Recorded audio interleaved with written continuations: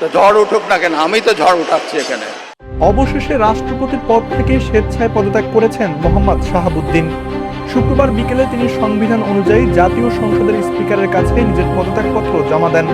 সংবিধান অনুযায়ী রাষ্ট্রপতির পদ শূন্য হলে নতুন রাষ্ট্রপতি নির্বাচিত না হওয়া পর্যন্ত স্পিকার ভারপ্রাপ্ত রাষ্ট্রপতির দায়িত্ব পালন করবেন।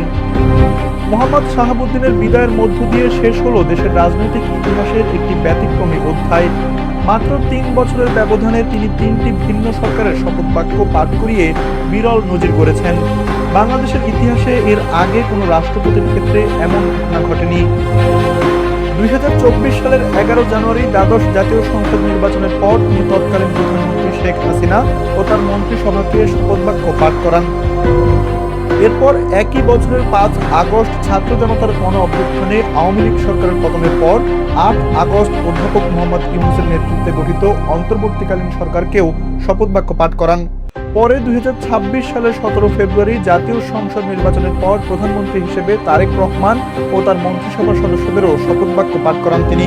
ফলে এক মেয়াদে ৩টি ভিন্ন রাজনৈতিক বাস্তবতায় গঠিত সরকারের শপথ আয়োজনের বিরল রেকর্ড করেন মোহাম্মদ শাহাবুদ্দিন। এদিকে তার পদত্যাগের পেছনের কারণ নিয়ে রাজনৈতিক অঙ্গনে নানা আলোচনা চলছে। একাধিক সূত্রের দাবি, লন্ডনে চিকিৎসাধীন অবস্থায় ভারতের অবস্থানরত সাবেক প্রধানমন্ত্রী শেখ হাসিনার সঙ্গে মোহাম্মদ শাহাবুদ্দিনের একটি ফোনালাপ গোয়েন্দা সংস্থার নজরে আসে। এরপর সরকার তার কাছে পদত্যাগের অনুরোধ বা চাপ সৃষ্টি করে বলে রাজনৈতিক মহলে আলোচনা রয়েছে। তবে এ বিষয়ে সরকার বা রাষ্ট্রপতির দপ্তর থেকে আনুষ্ঠানিক কোনো বক্তব্য দেওয়া হয়নি এবং স্বাধীনভাবে এসব দাবির সত্যতা যাচাই করা সম্ভব হয়নি।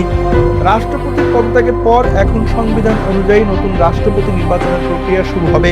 নতুন রাষ্ট্রপতি দায়িত্ব গ্রহণ না করা পর্যন্ত স্পিকার ভারপ্রাপ্ত রাষ্ট্রপতির দায়িত্ব পালন করবেন।